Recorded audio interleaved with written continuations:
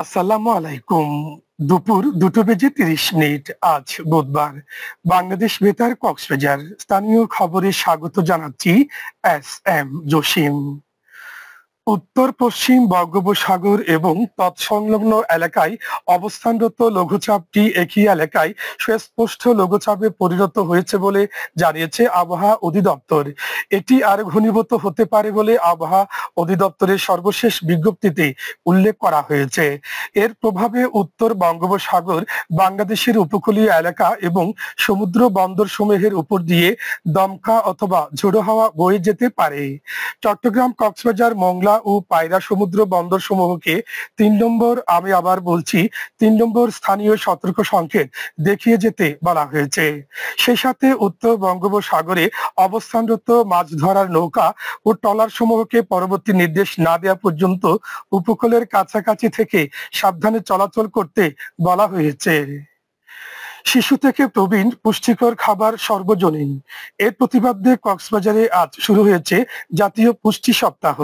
এ উপলক্ষে সকালে জেলা সিভিল সার্জন কার্যালয়ের বাস্তবায়নে এবং জনস্বাস্থ্য পুষ্টি প্রতিষ্ঠানের আয়োজনে র্যালি ও আলোচনা সভা অনুষ্ঠিত হয়। সদর উপজেলা স্বাস্থ্য ও পরিবার পরিকল্পনা কর্মকর্তার কার্যালয়ের সামনে থেকে র্যালি বের হয়ে হাসপাতাল সড়ক প্রদক্ষিণ করে। পরে ইপিআই স্টোর সম্মেলন কক্ষে অনুষ্ঠিত উদ্বোধনী আলোচনা সভায় সভাপতিত্ব করেন সিভিল সার্জন ডাক্তার মোহাম্মদুল হক। সভাপতির বক্তব্যে সিভিল সার্জন সুস্থ সবল জাতি গঠনে পুষ্টির গুরুত্ব বিষয়ে আলোচনা করেন। এছাড়া গর্ভবতী মায়েদের পুষ্টি নিশ্চিত করা না গেলে সুস্থ শিশু জন্মাতে বাধার সৃষ্টি হয় বলে তিনি উল্লেখ করেন। সভায় জেলা পরিবার পরিকল্পনা কার্যালয়ের উপপরিচালক, শিশু বিশেষজ্ঞ সহ অন্যান্যরা বক্তব্য রাখেন। এ সময় বিভিন্ন স্বাস্থ্য দপ্তর, উন্নয়ন সহযোগী প্রতিষ্ঠানের কর্মকর্তা এবং নার্সিং কলেজ ও ইনস্টিটিউটের শিক্ষার্থীরা উপস্থিত ছিলেন। এছাড়া পুষ্টি সপ্তাহ উপলক্ষে শিক্ষা প্রতিষ্ঠানে কুইজ, চিত্রাঙ্কন প্রতিযোগিতা, সেমিনার সহ বিভিন্ন অনুষ্ঠানের আয়োজন করা হবে বলে সভায় জানানো হয়। আগামী ৩ জুন পর্যন্ত জাতীয় পুষ্টি সপ্তাহ পালিত হবে। টেকনাফ উপজেলা পরিষদের আইন শৃঙ্খলা কমিটির মাসিক সভা আজ উপজেলা পরিষদ পাবলিক হল মিলনায়তনে অনুষ্ঠিত হয়েছে।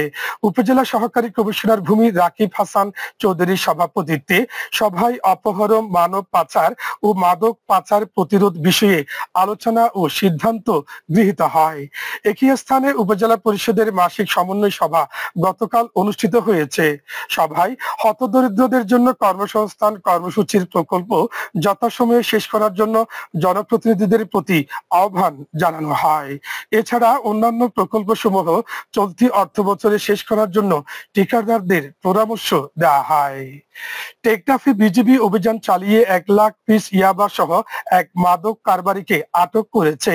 ৬৪ বিজিবির অধিনায়ক লেফটেন্যান্ট কর্নেল মোহাম্মদ জসিমউদ্দিন স্বাক্ষরিত এক প্রেস বিজ্ঞপ্তিতে আজ এই তথ্য নিশ্চিত করে জানানো হয়, গতকাল হোয়াইকম বিউপি ফাঁড়ির একটি দল গোপন সংবাদের ভিত্তিতে কক্সবাজারগামী একটি মোটরসাইকেল তল্লাশি করে এসব ইয়াবা উদ্ধার করে।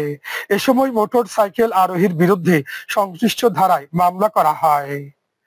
মহেশখালীর গোরখঘাটা উচ্চ বিদ্যালয়ে শিক্ষার্থীদের উপস্থিতি নিশ্চিতকরণ, ঝরে পড়া রোধ, নতুন শিক্ষাক্রম বাস্তবায়ন ও পড়ালেখার গুণগত মান উন্নয়নে আজ অভিভাবক সমাবেশ অনুষ্ঠিত হয়েছে।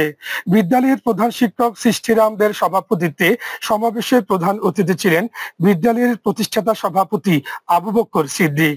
এতে শিক্ষকরা ও অভিভাবকবৃন্দ উপস্থিত ছিলেন।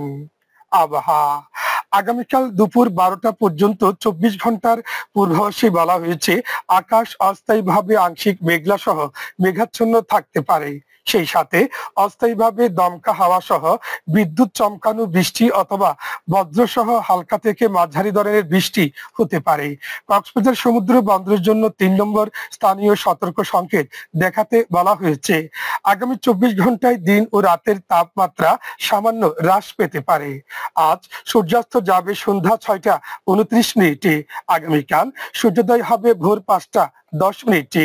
আজকের সর্বনিম্ন তাপমাত্রা ছিল 25.5 ডিগ্রি সেলসিয়াস এবং সর্বোচ্চ তাপমাত্রা ছিল 27 ডিগ্রি সেলসিয়াস।